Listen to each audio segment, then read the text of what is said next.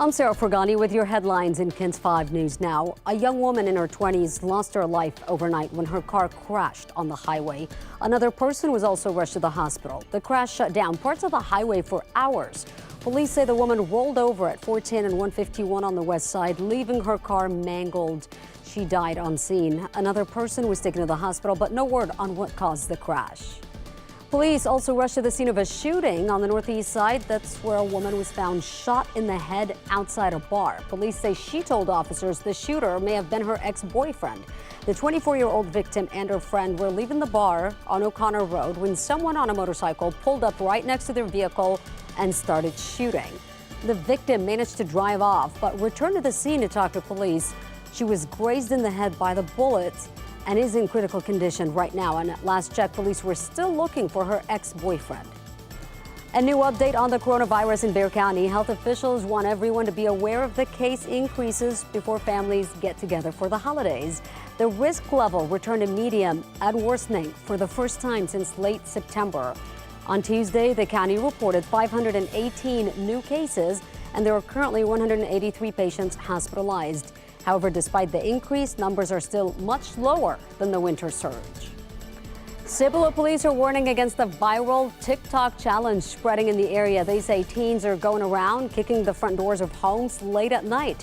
And while this challenge may seem harmless, Cibolo police say that it could quickly turn dangerous. They're now warning teens that homeowners could think it's a real home invasion and could end up with life-threatening consequences or criminal trespassing and vandalism charges.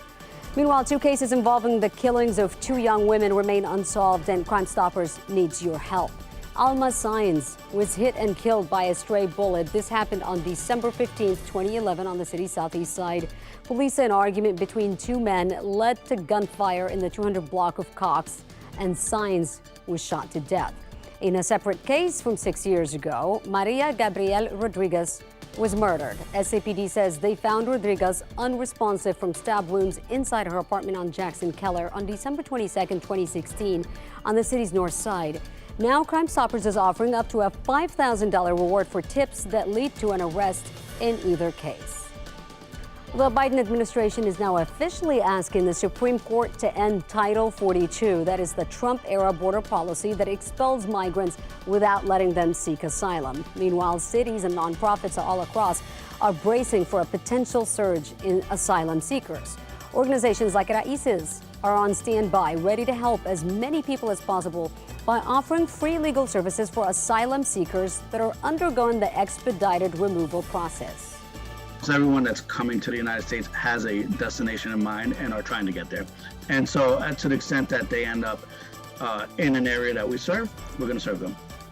The Migrant Resource Center in San Antonio has accommodated about 92,000 people since opening in July. The facility is run by the city and Catholic Charities, and a city spokesman emailed KENS 5 saying they are getting ready for whenever Title 42 is terminated. Banking giant Wells Fargo has agreed to pay more than $3.5 billion to settle accusations that it charged its customers illegal fees and interest on auto loans and mortgages. The settlement includes a record penalty of $1.7 billion. The other $2 billion is restitution to customers. A massive community event that has been a San Antonio tradition for many years will not happen at next year's rodeo. Officials have canceled the 45th annual Cowboy Breakfast. Organizers say they had their title sponsor set in October, but because of the economy and other circumstances, the company had to pull out. Last month, they needed to raise $50,000 by December 1st, but organizers said they were not able to meet that timeline.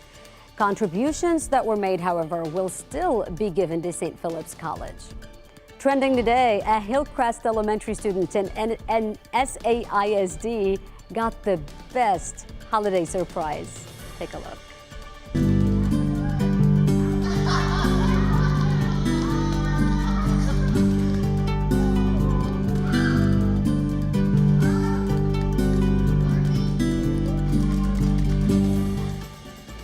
A very touching reunion, to say the least. After 6 months of basic training, this U.S. Army soldier finally returned home and got the chance to surprise her little sister at school. YouTube says that video has been viewed nearly 1,000 times so far. From all of us here at KENS 5, welcome home. All right, let's check in with meteorologist Bob Morales for this cold weather. Yeah, it's chilly out there this morning, Sarah. Temperatures in the 30s. Later on this afternoon, we'll see a little sunshine. High temperature about 57 degrees under mostly to partly cloudy skies. And it's going to be chilly tonight.